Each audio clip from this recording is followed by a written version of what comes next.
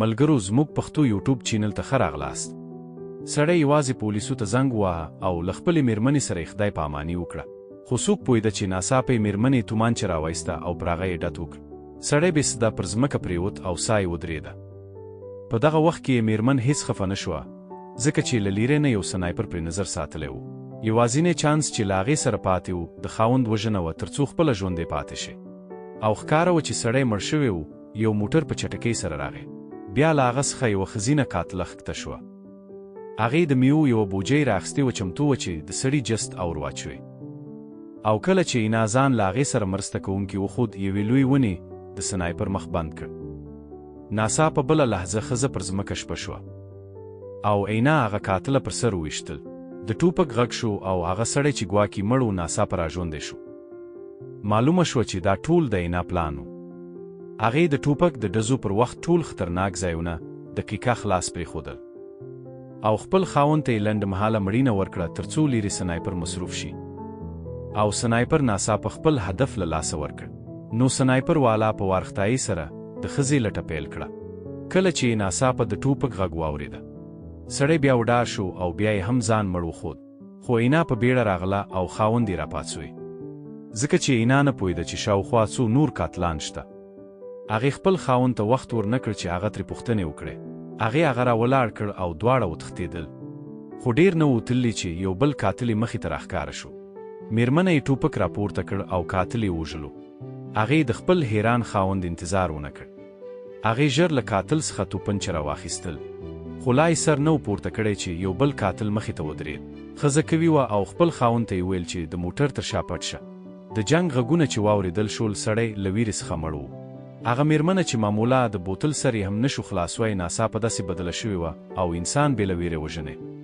معلومه شوه چې اینا یې صرف په ښکاره سره مېرمن وه، خو په حقیقت کې یوه تکړه قاتله وه. اینا چې له دې خاوند سره واده نه و کړی. له هغه تر مخه اینا یوه د کرایې قاتله وه او په ټوله نړۍ کې بیل بیل خلک وژل. خو کله چې له خپل خاوند سره یو ځای شوه، هغې پرېکړه وکړه چې نور به دا قتل او وژنې نه کوي. هغې د قاتلانو له نړۍ سره کار پرېښود. خو دا دومره اسانه نه و. یو ځل چې له خاوند سره یو هوټل ته د رخصتۍ لپاره تللی و، یو زوړ سړی اینا ته ورغی او له هغې سره د لاس روغبړ وکړ. اینا سمدستي پوه شوه چې دا عادي سړی نه دی. خو چې خاوند یې په څه ونه پوهېږي، څه یې ونه ویل.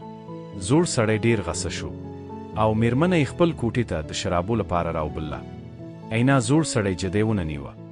مېرمن یې په پټه د سپرې بټنه کې کاږله او کله چې خاوند یې بیسته شو، هغه ژر له کوټې ووتله او د بغل کوټې دروازه یې وټکول. هلته یو بل کلی سرې سړی اوسېده. اینا یوه مسلکي قاتله وه. کله چې یې له خاوند سره واده وکړ، هغې غوښتل عادي ژوند وکړي، خو د قاتلانو سازمان هغې ته آرام ژوند نه ورکاوه. هغوی یو زوړ قاتل د هغې د وژلو لپاره راولېږه، خو اینا تسلیم نه شوه. هغې مخامخ له 50 کلن قاتل سره جنګ پیل کړ. اینا ځوانه او قوي وه. هغې زوړ قاتل په څو دقیقو کې وژې، ځکه هغه پوهېده چې نور قاتلان به هم راځي د خپلې کورنۍ د ژغورلو لپاره. هغې پلان جوړ کړ چې برلین ته د سوداګریز سفر په پلمه لاړه شي، خو لا نه وه تللې. یوې نااشنا ښځې دروازه وټکوله. هغې ځان د ځانګړو پولیسو افسره معرفي کړه. هغې غوښتل د قتل یوه قضیه وڅېړي. خاوند یې چې یو عادي کس و، هغې ته یې د کور ته راتګ اجازه ورکړه. خو دا ښځې داسې خبرې وکړې چې خاوند یې حیران شو. بلیک برادر د هغې ښځې خبرو حق پکې حیران کړل. د هغې په خبرو یې باور نه شو کولی چې مېرمنه یې چې ان په تلویزیون کې د ویرې فلم نشي کتلای، هغه به د نړۍ تر ټولو تکړه قاتله وي. هغه په غوسه سره هغې ښځې ته وویل چې له کوره ووځي. سمدلاسه یې خپلې مېرمنې ته زنګ وواهه. هغې ته یې ټول معلومات ورکړل. اینا چې په برلین کې وپوه شوه چې خاوند یې په هر څه خبر شوی، هغې حیرانتیا نیولې ونه پوهېده چې څه وکړي. خو مخکې له دې چې له خپل خاوند څخه بخښنه وغواړي، بلیک برادر ورته وویل چې دا کار به یوازې ته نه کوي. هغه پرېکړه وکړه چې زه هم برلین ته ځم. هغه غوښتل له خپلې مېرمنې سره په ګډه قاتل سازمان ختم کړي. اینا د خاوند دا خبرې واورېدې او هڅه یې وکړه د راتګ څخه یې منع کړې، خو ناوخته شوي وو، ځکه د بلیک برادر الوتکې په برلین کې ناسته کړې وه د خپلې مېرمنې په لار ښوونې سره. بلیک برادر یوې شراب خانې ته ورسېد. اینا هلته له ډېرې مودې راهیسې منتظره وه. کله چې بلیک برادر راغلی، نو یې هغه یوه کوچنۍ جګړه رامنځته شوه، خو اینا لا وضاحت نه و ورکړی.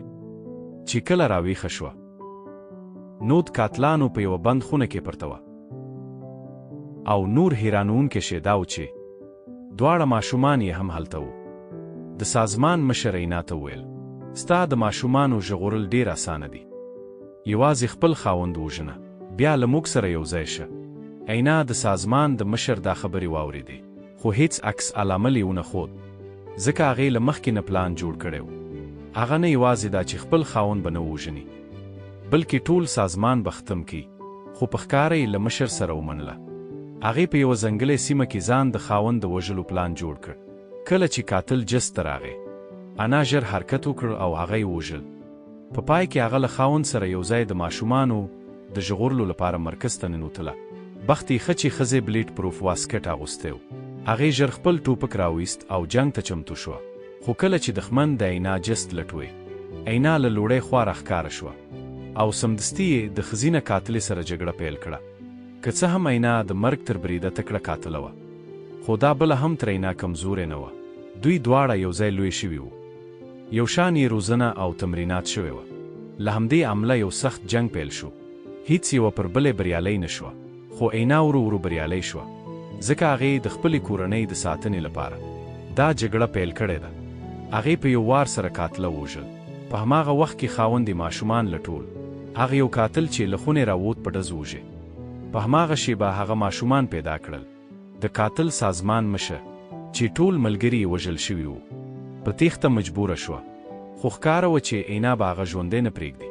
د هغې شاته د قدمونو غږونه اورېدل کېدل. ښځه ژر د یوې ونې وشاته پټه شوه او په ځیر ځیر یې کتل چې اینا پیدا کړی. اینا نه غوښتل چې قاتله سمدستي یې وژني، بلکې غوښتل یې چې وروستی وخت یې ښه وزوروي. اینا په ځنګل کې راسته او چې پخوا ته حرکت وکړ او ښځې ته یې ټول پلان ګډوډ کړل او هغې شروع کړی. کله چې ټوپک خالي شو، د قاتلانو مشرې چې غوښتل یې له اینا څخه د وژنې ماشین جوړ کړي، په پای کې د خپلې روزونکي له لاسه وژل شوه او ټول قاتل سازمان ختم شو. اینا بالاخره خپله کورنۍ یو عادي ژوند ته ورسوله. فلم همدلته پای ته رسیږي. که مو ویډیو خوښه شوې وي، لایک او شیر وکړئ او چینل سبسکرایب کړئ. مننه.